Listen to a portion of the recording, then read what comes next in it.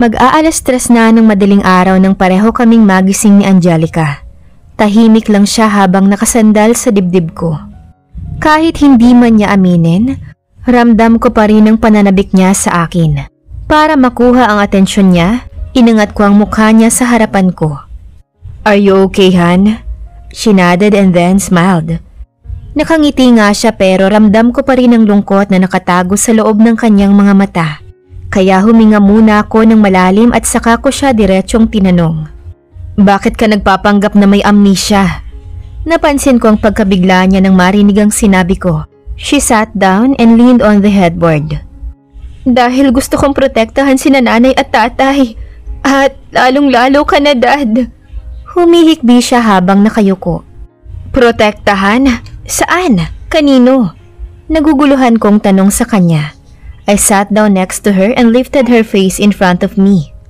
"Look, honey, kung hindi mo sasabihin sa akin ang lahat, alam mo bang mas malalagay mo lang ang iyong buhay sa panganib?"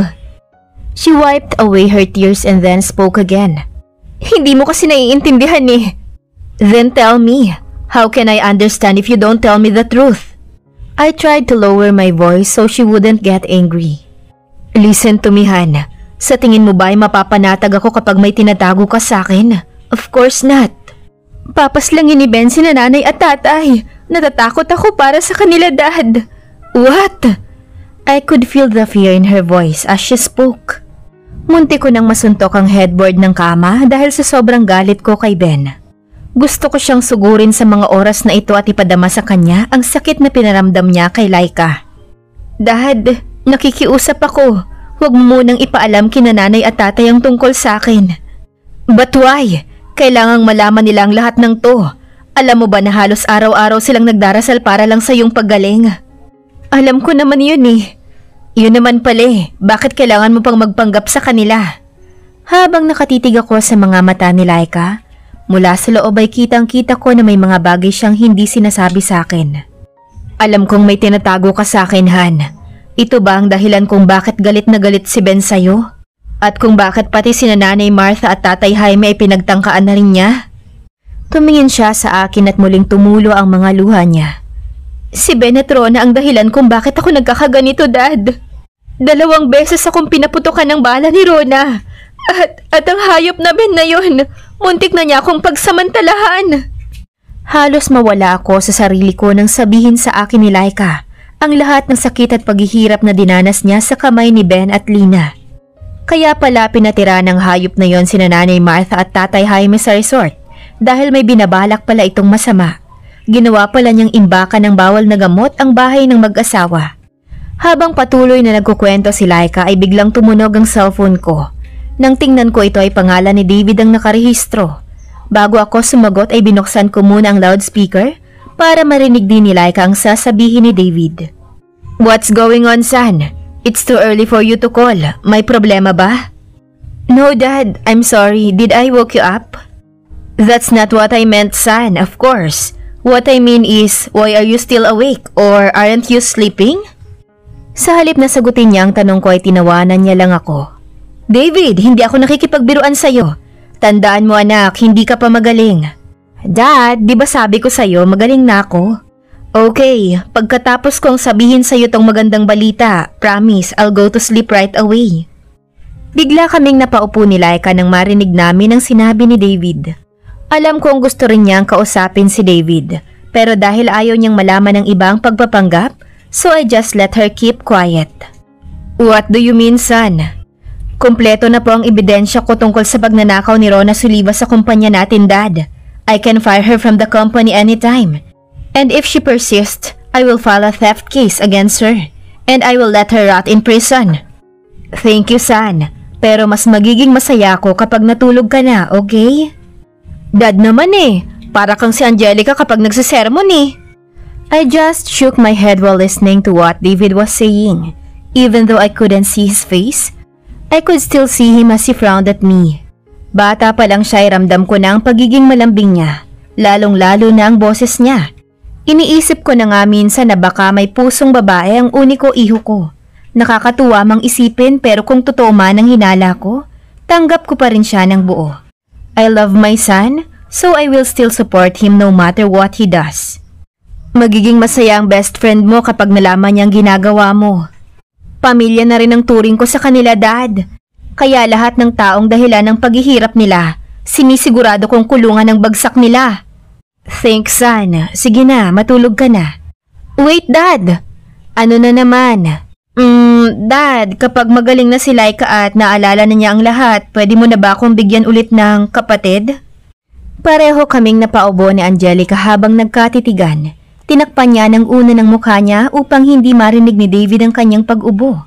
Pagkatapos naming mag-usap ni David, ako naman ang kinausap ni Laika. Pwede mo bang ipaliwanag sa akin ang sinabi sa'yo ni David tungkol kay Rona, Dad? Nakiusap si David sa akin na siya na muna ang bahala sa kumpanya at hiniling niya na bantayan kita.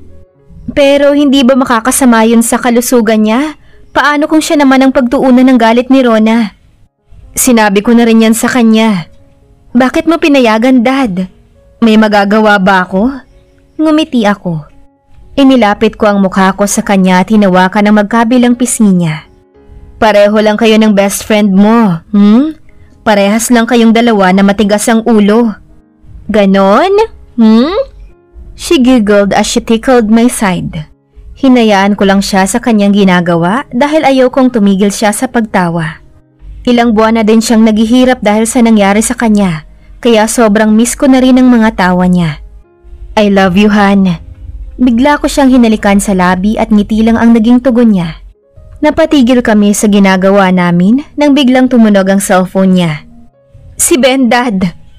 Ramdam ko ang galit sa boses niya nang malaman niyang si Ben pala ang tumatawag sa kanya. Tumingin siya sa akin na wari naghihintay ng permiso ko. Tumangulang ako bilang pagsang-ayon sa kanya. Bago niya sinagot ang tawag ni Ben ay binuksan din niya ang loudspeaker ng cellphone niya. Good morning, Laika. Naistorbo ko ba ang tulog mo? Hindi naman. Bakit ka tumatawag? May binili kasi akong mga prutas. Gusto ko sana tong ihatid sa'yo. Ayos lang ba sa'yo na pumasok ako sa suite mo ngayon? Wag! I mean, pakibigay na lang kay Mimi yan mamaya. Hayaan mo na lang na siya nang magdala niyan sa akin.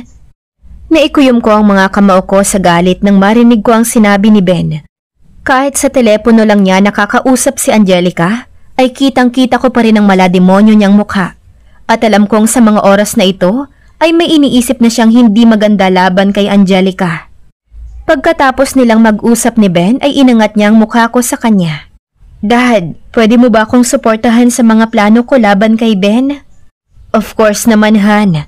Di ba sabi ko sa'yo nandito lang ako palagi sa tabi mo? Gusto kong ipagpatuloy ang pagpapanggap ko. Kailangan kilalanin muna natin ang big boss ni Ben bago natin i-report sa pulisya ang kanyang mga maling gawain. Alam kong hindi basta-basta ang tinatawag niyang big boss dahil nakita ko mismo sa sarili kong mga mata kung gaano karami ang bawal na gamot ang nakatambak sa bahay ni nanay at tatay. Don't worry, Han. Walang makakaalam sa mga plano mo kahit na si David, okay? Salamat, Dad. Wait! Bulalas niya habang nakatingin sa wall clock. Bakit? Nagtatakang tanong ko. Kailangan mo nang bumalik sa suite mo. Konting oras na lang at nandito na si Mimi. Natatawang sabi nito. So, anong masama kung maabutan tayo ng nurse mo? Besides, you can hide me in your closet, right? Sarkastikong tanong ko sabay kagat sa ibabang labi ko. Dad! Oo na, nagbibiro lang eh. Natatawang wika ko habang pinagmamasdan ang pikon niyang mukha. Bago ako lumabas ng suite niya ay palihim ko munang inayos ang mga kamera sa kwarto niya. Hindi alam ni Laika na may mga kamera sa loob ng suite niya. Kaya kahit wala ako sa loob ng kwarto niya ay mababantayan ko pa rin siya. Hep! Napalingon ako nang marinig ko ang boses ni Laika. Aalis na nga ako, di ba? Sumimangot siya. Dad naman eh. Huwag mong sabihing lalabas ka ng kwarto na naka-boxer shorts ka lang. Of course, Han. Ito lang din naman ang suot ko nung pumasok ako rito kagabi eh. Natatawang wika ko. Ano? Napailing siya habang nakasimangot. Lumapit ako sa kanya at pinulupot ang braso ko sa maliit niyang baywang. Hinalikan ko muna ang labi niya bago ako nagsalita. So, papayag ka na sa gusto ko? Ano bang sinasabi mo, Dad? Na doon muna ako magtatago sa cabinet mo. Ngunit kinurot niya lang ako sa tagiliran ko. I love you, Dad. Seryosang wika niya sabay halik sa labi ko. I love you too, Han.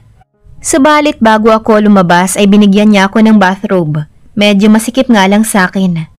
4:00 pa lang ng madaling araw kaya wala pang taong naglalakad sa hallway.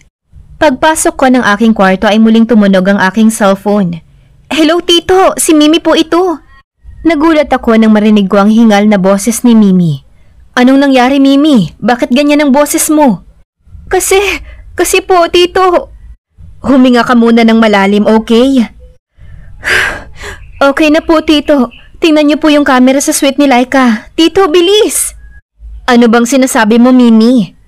Kasi po, Tito, pupuntahan ko sana si Laika, kaya lang. Paglabas ko ng suite ko, may nakita akong anino ng lalaki malapit sa pinto ng suite ni Laika. Dahil sa takot ko, bumalik ako sa loob ng suite ko. Bigla akong naubo dahil sa sinabi ni Mimi. Dahil alam ko, ako ang anino na tinutukoy niya. Sinadya kong patayin ang ilaw sa labas ng suite ni Laika. Para kahit may tao man sa labas ng hallway ay hindi nila ako makikita. Naku Mimi, namamalikmata ka lang. Kaya mabuti pa matulog ka na muna, okay? Mamayang umaga ka na lang pumunta sa room ni Laika dahil tulog pa siya ngayon. Ganoon po ba? Sige po, pero sigurado po ba kayong walang taong nakapasok sa loob ng kwarto ni Laika? Oo, sigurado ako. Sige na, matulog ka na muna. Ibinagsak ko kaagad ang katawan ko sa sofa pagkatapos kausapin si Mimi. Napailing na lang ako habang iniisip ang aninong nakikita niya. Hinubad ko ang bathrobe at niyakap ito habang nakahiga sa sofa. I felt like I was hugging Angelica because of her scent, wafting through her bathrobe. Pinikit ko ang aking mga mata habang inaamoy ito, hanggang sa nakatulog na nga ako. 1 linggo na ang lumipas mula noong pansamantalang pumalit si David sa posisyon ni William sa kanilang kumpanya. Masaya ang bawat empleyado simula nang dumating si David, maliban kay Rona. At lalo pang tumindi ang galit ni Rona nang makita ang termination letter na inilagay ni David sa ibabaw ng kanyang mesa. Ginagalit mo talaga akong bata ka ha? Ang aga-aga iniinis mo ko! Galit na nagtungo si Rona sa President's office kung saan naroon si David. Anong ibig sabihin ng letter na to, David? Bulyaw ni Rona. Humigop muna ng kape si David bago nagsalita. Marunong ka namang magbasa, di ba? Sarkastikong tugon ni David habang nilalaro ang ballpen sa ibabaw ng kanyang mesa. Ha! Yan ba ang natutunan mo sa OJT mo sa Amerika, ha? Oops! At kailan ka pa naging interesado sa buhay ko, ha, Rona? O baka naman? Tumayo si David at lumapit kay Rona at tinitigan ang mga mata nito. Diretsuhin mo nga ako, David. Ano ba ang problema mo sa akin, ha? Galit na wika ni Rona at pilit na iniiwas ang tingin kay David. Gusto kong mag-resign ka sa kumpanyang ito. Ano? Ha? Naririnig mo bang sinasabi mo, David? Bakas ang galit sa boses ni Rona habang sinisigawan niya si David. Huwag ka nang magmaang-maangan pa, Rona. Dahil alam kong alam mo kung ano ang ibig kong sabihin. Matagal ko nang pinagsilbihan ng kumpanyang ito, kaya wala kang karapatang tanggalin ako rito, David. Pumapalakpak pa si David habang nakikinig sa mga sinasabi ni Rona. Really, Rona? Ako? Walang karapatan? Wow ha? Ikaw na rin ang nagsabi na matagal ka nang nagtatrabaho rito, di ba? So it means, alam mo na kung sino ang totoong may-ari ng kumpanyang pinagtatrabahuhan mo. Si William lang ang pwedeng magtanggal sa akin dito, David. Ako ang may pinakamalaking shares sa kumpanyang ito, Rona. 90% ng shares ng kumpanyang ito ay pagmamay-ari ko. Kinuha ni David ang isang envelope na nasa desk niya at inabot ito kay Rona. Ilan lang yan sa ebidensya ko tungkol sa mga kalokohang ginagawa mo rito sa kumpanya ko, Rona. Ano ba ang pinagsasabi mo, David? Stop it, Rona. Mamili ka. Magre-resign ka o ipapademanda kita. Nanginginig ang mga tuhod ni Rona dahil sa galit nang makita ang mga tseke na inilabas niya. Ang mga tseke na siya rin ang pumipirma. Teka, paano nakuha ni David ang mga tsekeng ito? Ani Rona sa kanyang sarili. Ha, nagtataka ka ba kung bakit nasa akin ang mga check issuances na yan? Mga check issuances na ikaw lang din ang pumipirma. Talbog ang lahat ng yan, Rona. Hindi totoo yan. Huwag mo kong pagbintangan, David. Pirma lahat yan ni William. Bakit? What do you think of that?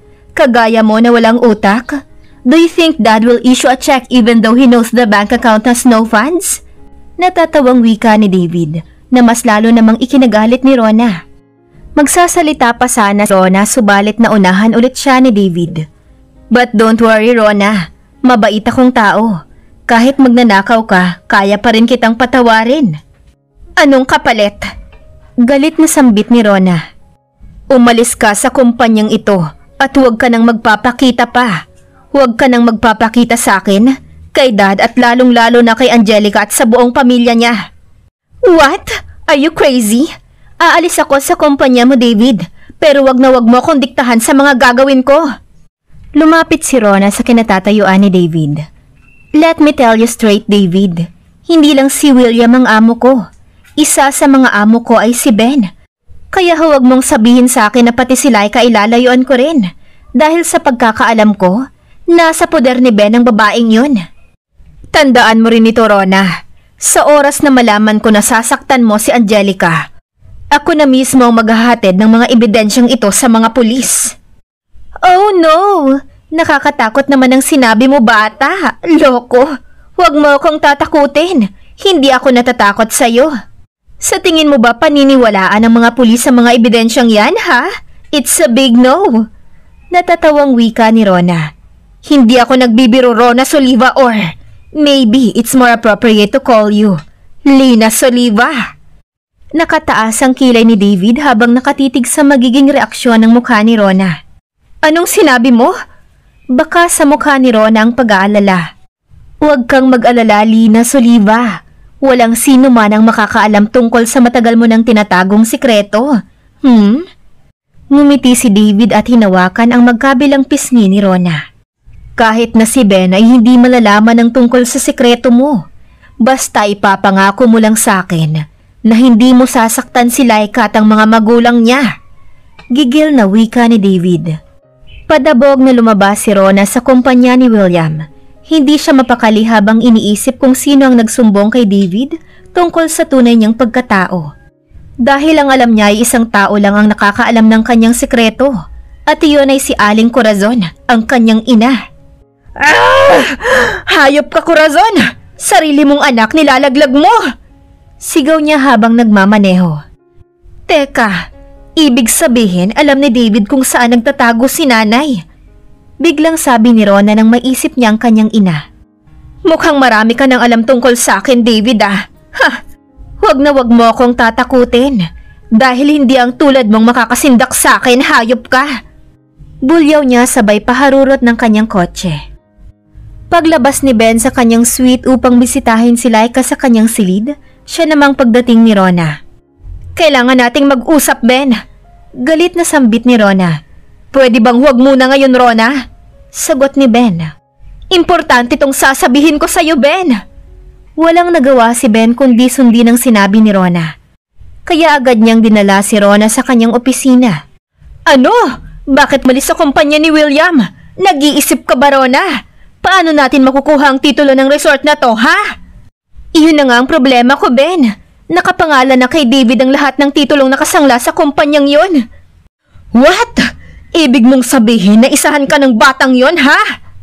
Halos sampalin ni Ben si Rona dahil sa galit nito. Hindi ko alam kung paano niya nagawa yun, Ben. Pati mga check issuances ko at pamimeke mo ng pirma ni William ay alam na rin niya.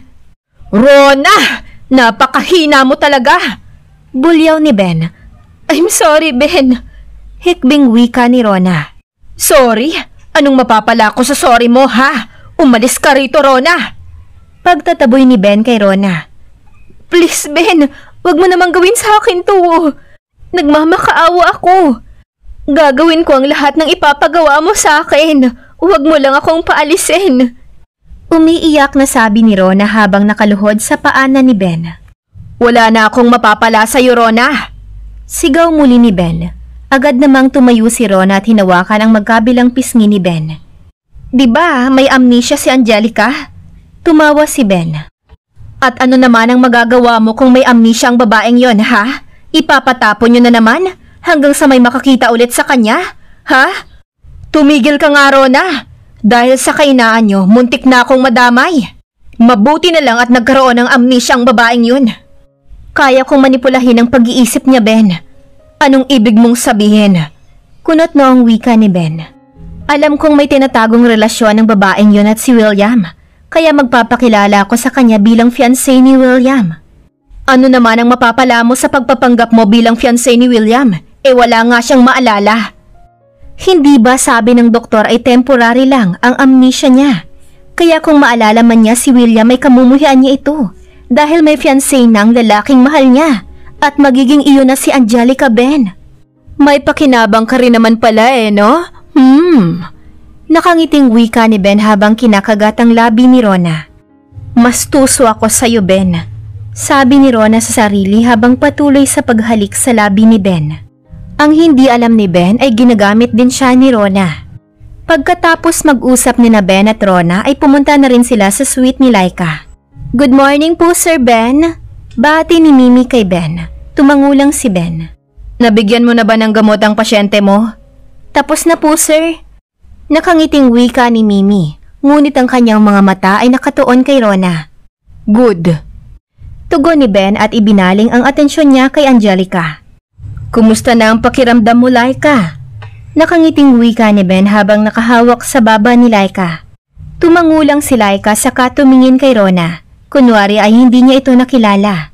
Ngunit sa loob niya ay gusto niya na itong sugurin at sabunutan. Mga hayop, ang lakas ng loob niyong magpakita sa akin.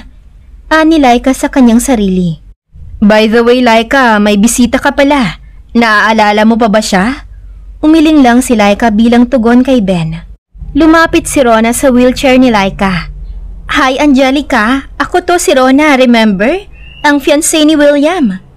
Bigla namang naubo si Mimi nang marinig ang sinabi ni Rona. Dahilan para tumaas ang kilay ni Rona. Ibinaling ni Rona ang atensyon kay Mimi. Excuse me, kilala ba kita? Aniya habang nakataas ang kilay. Po, nako, hindi po. Pasensya na po kayo, ma'am. Hinahalo ko po kasi itong gamot ni Ma'am Angelica sa pagkain niya. Aksidente kasing tumapon sa akin ang powder ng gamot kaya bigla akong naubo, paumanhin po. Pagsisinungaling ni Mimi. Pati si Mimi ay nabigla sa sinabi ni Rona dahil alam niyang nagsisinungaling lang si Rona. Naku, lagot ka talagang babae kapag nalaman ni Tito William ang ginagawa mo. Isa ka pa, Ben. Napakasama mo talaga. Naghanap ka pa ng kakampi, ha? Bulong ni Mimi sa sarili habang lihim na nakatingin kay Rona. Kung gaano kagalit si Mimi sa inasal ni Rona, ganoon din si Laika. Gusto niyang sampalin si Rona ngunit pinigilan niya ang sarili na magalit. Kailangan niyang magpanggap na hindi niya kilala si Rona. I'm sorry pero hindi kita naaalala. At saka pasensya na rin. Kahit yung William na tinutukoy mo, wala rin akong maalala tungkol sa kanya. Oh, I'm sorry. Nakakalungkot mang isipin pero ayos lang. At least you're still alive. I mean, ligtas ka na. Sige lang Rona, magsaya kayo. Darating din ang araw para sa inyong dalawa. Mga demonyo kayo. Sigaw ng isip ni Laika. Actually, kami sanang dalawa ni William ang pupunta rito. Kaya lang na busy na siya. Alam mo naman ang lalaking yun. Napaka-sweet at mahilig sa surprise. Nakangiting wika ni Rona. Baka nga isang araw surpresahin ka na lang ng lalaking iyon ng marriage proposal. Natatawang wika ni Ben. Che! Nananaginip yata ang dalawang kumag na to. Marriage proposal? Pati si Mimi ay napamura na rin dahil sa sinabi ni Ben at Rona.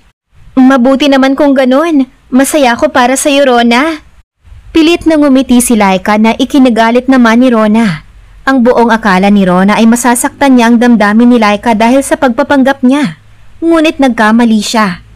Galit at inis lang ang hatid nito sa kanya. Ben, pwede bang iwan niyo muna ako? Gusto ko sanang magpahinga. Hindi kasi ako nakatulog ng maayos kagabi. Pagsisinungaling ni Laika. Mabilis namang lumapit si Ben sa kinaroroonan ni Laika. He put his hand on Laika's forehead. Ayos ka lang ba, Laika? May gusto ka bang kainin? Sabihin mo lang sa akin, okay? Habang nakatitig si Ben sa mga mata ni Laika, may kakaiba na naman siyang naramdaman sa dalaga. Parang kinurot ang puso niya, dahilan para mapahawak siya sa dibdib niya. Napansin naman niyon ni Rona na naging dahilan ng paglaki ng kanyang mga mata. Bigla niyang hinawakan ang balikat ni Ben saka nagsalita. Tayo na, Ben. Mukhang kailangan ng magpahinga ni Laika. Baka sa boses ni Rona ang pag-alala habang nakatitig sa mga mata ni Ben. Ano bang meron sa'yo, Laika? May amnesia ka na nga, pilit mo pang kinukuha ang atensyon ni Ben. Hindi ko hahayaan na malaman ni Ben ang tunay mong pagkatao. Hinding-hindi malalaman ni Ben na anak ka niya kay Dulce. Sigaw ng isip ni Rona habang nakahawak sa braso ni Ben. Bago lumabas sina Ben sa suite ni Laika ay kinausap muna niya si Mimi. Tawagan mo ko, Mimi, pag may kailangan kayo rito, okay? Tumangulang si Mimi na ikinagulat naman niya. Aba, hanip pa. Kaninong ligaw na kaluluwa kaya ang sumanib sa katawan niya? Ba't bigla na lang bumait, ha? Aniya sa sarili habang umiiling. Nang makaalis na sina Ben ay agad namang nilapitan ni Mimi si Laika. Ma'am, kilala mo ba yung kasama ni Sir Ben? Ngumiti si Laika bago nagsalita. Ano ka ba, Mimi? Di ba sabi ko sa'yo, Laika na lang ang itawag mo sa akin? At saka wala akong pakialam kung sino man ang babaeng yun. Natatawang wika ni Laika. Napalunok naman si Mimi nang makita ang reaksyon ni Laika. Ma'am, ay sorry, Laika. Pwede bang pakiulit ang ginawa mo? Ang alin? Nagtatakang wika ni Laika. Yung ginawa mong pagtawa. Bakit? Masama ba ang tumawa? Naku, hindi. Natutuwa lang ako kasi nakita kitang tumawa. At saka ang ganda mo pala kapag tumatawa. Ang gandang panoorin, Laika. Hindi na nagulat si Laika sa naging reaksyon ni Mimi nang makita siya nitong tumawa. Dahil simula noong magkasama sila ni Mimi, hindi pa siya nito nakitang tumawa o kahit ngumiti man lang. Abot tenga ang ngiti ni Mimi habang pinagmamasdan ang masayang mukha ni Angelica. Hindi niya akalain na sa lahat ng masasakit na karanasan na pinagdaanan ni Laika ay nagawa pa rin nitong tumawa. Alam mo, Laika, matutuwa si Sir William kapag nalaman niyang unti-unti ka nang gumagaling. Muntik pang mabanggit ni Mimi ang salitang tito. Gaya ng bili ni Will sa kanya, hindi dapat malaman ni Laika na magkakilala silang dalawa. Anong ibig mong sabihin, Mimi? Paano nasali si William sa usapan natin? Magkakilala ba kayo? Hindi ba si Ben ang nagpadala sa'yo rito? Minsan ang napansin ni Laika ang pagiging malapit ni Mimi kay William habang binibisita siya ni Will kasama si Nanay Martha at Tatay Jaime. Nauutal na wika ni Mimi at halos hindi siya makatingin ng diretsyo kay Laika. Hinawakan ni Laika ang magkabilang kamay ni Mimi. Meron ka bang hindi sinasabi sa akin, Mimi? Po? Umiling si Mimi na animoy isang bata. Wala po. Ngumiti si Laika at dahan-dahang tumayo na ikinagulat naman ni Mimi. Hindi siya makapaniwala sa kanyang nakita. Hindi siya makapaniwala na makakatayo ng mag-isa ang pasyente niya. Kaya mo nang tumayo mag-isa, Laika? Gulantang na saad ni Mimi. Tumango si Laika. Alam kong mabait ka, Mimi, at pakiramdam ko, hindi ka katulad ni Ben. Sabihin mo sa akin, si Will bang nagpadala sa'yo rito? Tumango si Mimi na parang nahihiya pa. Sorry, Laika, kung hindi ko sinabi sa'yo agad. Nakangiting saad niya sabay peace sign sa mga daliri. Natawa naman si Laika dahil sa inasal ni Mimi. Salamat, Mimi. Alam ko naman na hindi si Ben ang boss mo eh. Halatang halata sa mga ikinikilos mo sa tuwing pumapasok si Ben dito. Wait. Kunot noong wika ni Mimi habang nakapamaywang pa. Ikaw yata ang hindi nagsasabi sa akin ng totoo, Laika eh. Niloloko mo ako? Sabihin mo nga sa akin, magaling ka na no? Wika ni Mimi habang nakataas ang nguso. Bakit? Kung ipapaalam ko sa ospital na magaling na ako, sa tingin mo hindi ka nila pababalikin sa ospital? Diba, sabi mo mas maganda rito kasi tahimik at malayo sa stress. Nakangiting wika ni Laika. Hoy Laika, wala akong sinasabing ganyan ha? Sinabi mo yan, Mimi. Sinabi mo yan habang pinapatulog mo ako gabi-gabi. Natatawang sabi ni Laika habang patakbong pumasok sa kanyang silid. Pagpasok ni Laika sa kwarto niya ay agad nilabas ni Mimi ang cellphone niya at tinawagan si William. Sigurado po akong matutuwa ka sa sasabihin ko sa'yo, Tito. Talaga? Bakit? Anong nangyari, Mimi? Kasi po, Tito, nakakatayo ng mag-isa si Laika. She's doing well, Tito. Good job, Mimi. Ang galing mo mag-alaga. Thank you po, Tito. Kaya lang... Bakit? May problema ba? Alam na po ni Laika na magkakilala tayo, Tito. Ano ka ba? Ayos lang yun. At least, mapapanatag na ang loob niya dahil kilala ko ang nurse niya. So, ibig mo pong sabihin, alam mo na rin na wala na siyang amnesia? Yes, Mimi. Kailangan magpanggap ni Laika sa mga mata ni Ben. Kaya dapat ganon din ang gawin mo, okay? Don't worry, Tito. You can count on me. By the way, Tito, speaking of Ben, you need to replay your CCTV. Dumating si Ben kanina kasama ang isang babae. Rona daw ang pangalan. Lingid sa kaalaman ni Mimi, alam na ni William ang pagpunta ni Ben at Rona sa suite ni Laika. Pagkatapos kausapin ni Mimi si William, ay agad itong pumunta sa kusina para maghanda ng pagkain para kay Laika. Si Will naman ay nagmamadaling kinontak si Laika. Upang hindi malaman ni Laika na may mga nakaset up na kamera sa kanyang silid, nag-isip muna si Will ng mga dahilan kung paano niya nalaman ang pagbisita ni Rona sa suite ng nobya. Paano mo nalaman na nandito si Rona kanina, Dad? Nagpapahangin ako sa teres nang makita ko si Rona at Ben papunta sa suite mo, Han. Hindi ka ba sinakta ni Rona? Alam kong hindi magagawa ni Rona yun, Dad. Takot yun kay Ben.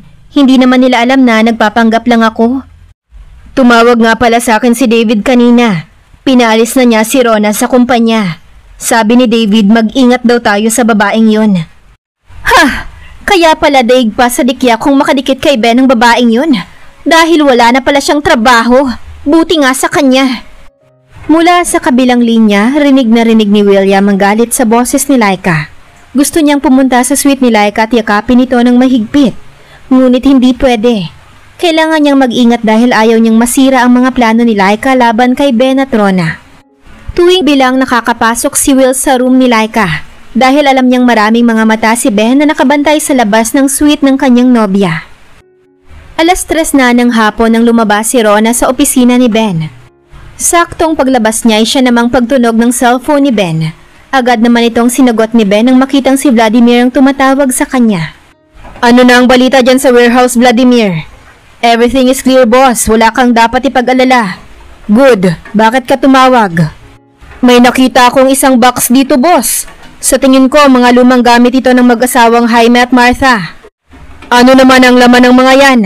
Halos po mga larawang kupas, boss. Kamukha ng anak nila ang nasa larawan. Ha! Mahilig din pala sa picture ang babaeng yun. Pero sa tingin ko, hindi ito si Angelica, boss. Siguro nasa edad 40 na ito ngayon. Masyado na kasing luma ito kumpara sa edad ng anak nilang si Angelica. What? Biglang napahawak si Ben sa kanyang dibdib habang iniisip muli ang mukha ni Laika. Hintayin mo ako dyan, Vladimir. Pupunta ako dyan ngayon. Agad na pinaandar ni Ben ang kanyang sasakyan patungo sa lumang bahay ni Jaime at Martha. Ang lumang bahay ng mag-asawa na ginawang bodega ng bawal na gamot ni Ben.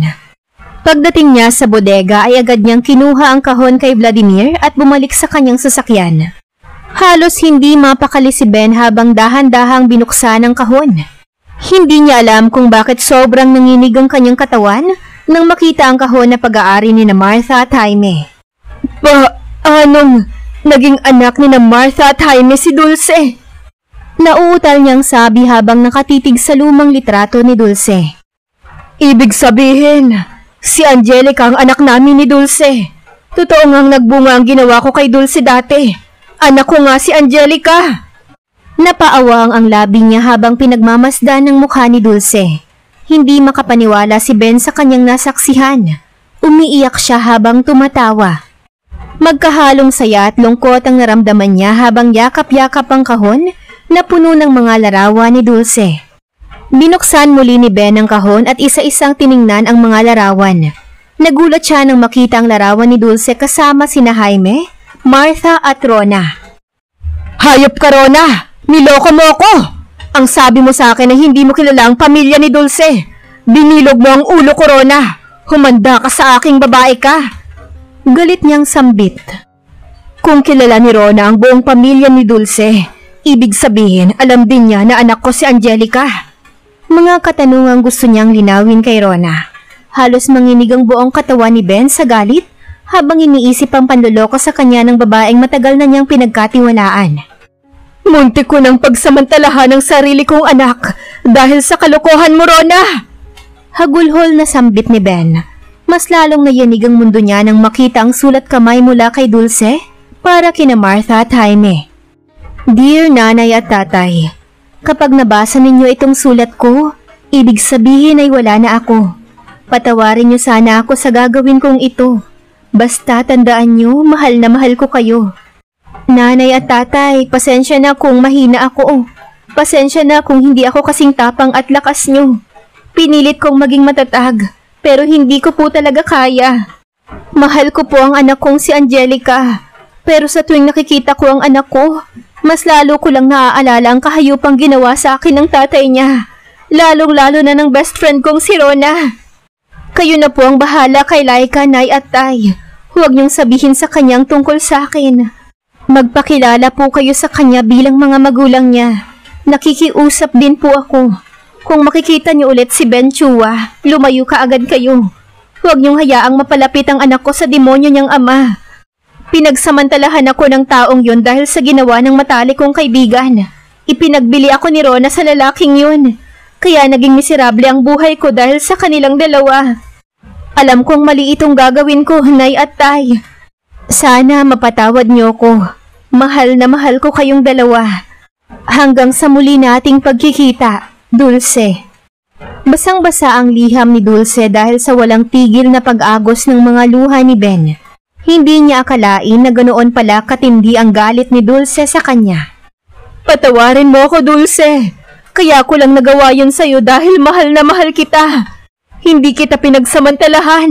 Alam mo yun. Totoo ang nararamdaman ko para sa'yo habang ginagawa ko yun. Hindi kita ginalaw lang. Hindi! Sigaw niya habang niyayakap ang sarili. I'm sorry kung naging masama ako sa'yo. Kung nasaan ka man ngayon, sana mapatawad mo ko. Mahal na mahal kita, Dulce. Oo, binayaran ko si Rona. Pero hindi ibig sabihin no na ipinagbili ka na niya sa akin. Nagawa ko yun dahil mahal kita. Hagulhol na sambit ni Ben habang hinahampas ang dibdib niya. Alam kong hindi pa huli ang lahat. Kaya ko pang itama ang pagkakamali ko. Alam kong marami akong naging kasalanan sa anak natin, pati na rin sa mga magulang mo, Dulce. Alam kong naririnig mo ko, kaya nakikiusap ako.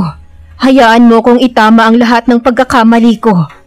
Ibabalik ko ang mga lupain ng iyong mga magulang. Ibabalik ko rin ang bahay na ito sa kanila. Aniya habang nakatitig sa bahay ni na Jaime. Namamaga ang mga mata ni Ben habang tinatahak ang hallway ng Chua Suite and Hotel patungo sa kanyang opisina. Maging ang mga empleyado niya ay hindi man lang napansin na binabati na siya ng mga ito. Ibinagsak niya ang kanyang katawan sa kanyang swivel chair at tulalang nakatitig sa kanyang kumikinang nakisame. Hanggang sa maalala niya ang kalupitan na ginawa ni Rona kay Angelica. Hayop ka, Rona! Ikaw lang pala ang punot dulo ng lahat ng to. Munti ko nang puksain ang anak ko. At dahil sa kahayupan mo, munti ko pang magalaw ang sarili kong anak. Galit na sambit ni Ben habang nakakuyom ang mga palad. Kailangan kong mahanap si Aling Corazon. Alam kong siya lang ang makakasagot sa lahat ng tanong ko. Biglang sumagi sa isip ni Ben na wala na sa normal na pag-iisip si Rona. Nag-aalala siya na baka mas malala pa ang gawin ni Rona kay Laika kapag nalaman niyang alam na ni Ben ang mga sikretong itinatago niya tungkol sa totoong pagkatao ni Laika at Dulce. At sa isip ni Ben, tanging si Aling Corazon lang ang makakasagot ng mga katanungan niya tungkol kay Rona. Dahil sa mga natuklasan niya, marami pa siyang dapat malaman tungkol sa totoong pagkatao ni Rona. Ano kaya ang gagawin ni Ben kay Rona at paano niya poprotektahan si Laika?